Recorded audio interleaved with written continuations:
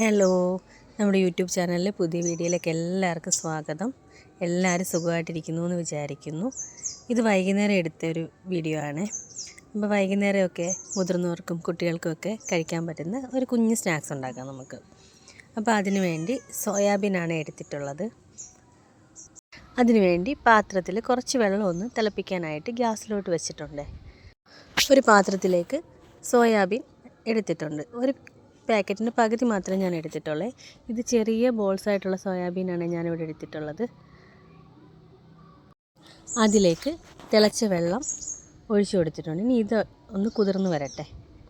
അപ്പോൾ സോയാബീനൊക്കെ നന്നായിട്ട് കുതിർന്ന് വന്നിട്ടുണ്ട്. ഇനി ഇത് നമുക്കൊന്ന് ഊറ്റിയെടുത്ത് വെക്കാം.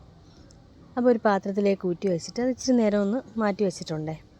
ഇനി ഈ സോയാബീനിലെ വെള്ളമെല്ലാം നന്നായിട്ട് പിഴിഞ്ഞ് മാറ്റിയെടുക്കണം. അപ്പോൾ നല്ല ചൂടായിട്ടിരിക്കുവാണ്. ഞാൻ സ്പൂൺ വെച്ച് നോക്കിയപ്പോൾ നല്ല ചൂടായിട്ടിരിക്കുക. പിന്നെ കുറച്ചൊന്ന് തണുത്തതിന് ശേഷം അതിനകത്ത് നിന്ന് വെള്ളമെല്ലാം ഞാൻ പിഴിഞ്ഞ് മാറ്റി ഒരു പാത്രത്തിലേക്ക് എടുത്ത് വെച്ചിട്ടുണ്ട്. സോയാബീൻ ഇവിടെ റോസ്റ്റ് ചെയ്യുകയോ കറി വയ്ക്കുകയൊക്കെ ചെയ്ത് കഴിഞ്ഞാൽ ഇവിടെ ആർക്കും കഴിക്കാൻ അത്ര ഇഷ്ടമല്ലേ. പക്ഷേ ഇങ്ങനെ ചെയ്ത് കൊടുത്തു കഴിഞ്ഞാൽ ഇത് മാത്രമായിട്ട് കഴിക്കാൻ ആദ്യമൊക്കെ ഭയങ്കര ഇഷ്ടമാണ്.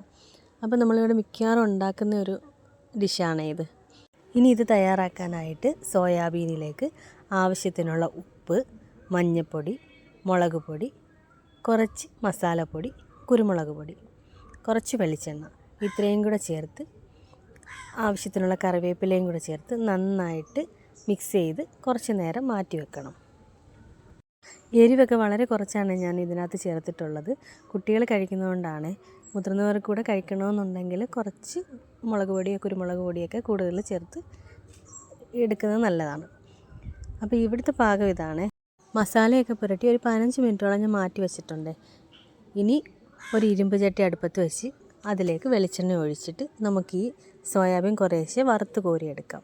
വറുക്കുമ്പോൾ ഒത്തിരി അങ്ങ് മുരിഞ്ഞു പോവുകയും ചെയ്യരുത്, എന്നാൽ വറുക്കുകയും വേണം. ആ ഒരു പാകത്തിൽ വേണം എടുക്കാൻ, അല്ലെങ്കിൽ ഒരു ടേസ്റ്റ് ഉണ്ടാകത്തില്ല കഴിക്കാൻ. ഇത് വറുത്ത് തുടങ്ങിയപ്പോൾ തന്നെ ആൾക്കാർ ഇവിടെ എത്തിയിട്ടുണ്ട്. 2-3 പ്രാവശ്യമായിട്ട് ഞാൻ ഈ സോയാബീൻ എല്ലാം വറുത്ത് കോരി എടുത്തിട്ടുണ്ട്. അപ്പോൾ ഇതിങ്ങനല്ല കഴിക്കേണ്ടത്. ഇതിൻ്റെ കൂടെ ചേർക്കേണ്ട മെയിനായിട്ടുള്ളൊരു സാധനമുണ്ട്. എന്താണെന്നല്ലേ? Tomato sauce. കുറച്ച് ടൊമാറ്റോ സോസും കൂടെ എൻ്റെ മുകളിലൊഴിച്ച് കഴിച്ച് നോക്ക്. അടിപൊളി ടേസ്റ്റാണ്. ഇതുപോലെ വീട്ടിലുണ്ടാക്കുന്നവരുണ്ടെങ്കിൽ ഒന്ന് കമൻറ്റ് ചെയ്യണേ. ഇല്ലെങ്കിൽ കുട്ടികൾക്കൊക്കെ ഉണ്ടാക്കി കൊടുത്തോളൂ. നല്ല ടേസ്റ്റാണ്, വളരെ ഇഷ്ടപ്പെടും. വീഡിയോ ഇഷ്ടപ്പെട്ട് കഴിഞ്ഞാൽ നമ്മുടെ ചാനലും കൂടെ ഒന്ന് സബ്സ്ക്രൈബ് ചെയ്തേക്കണേ. പുതിയ വീഡിയോ ആയിട്ട് വീണ്ടും കാണാം.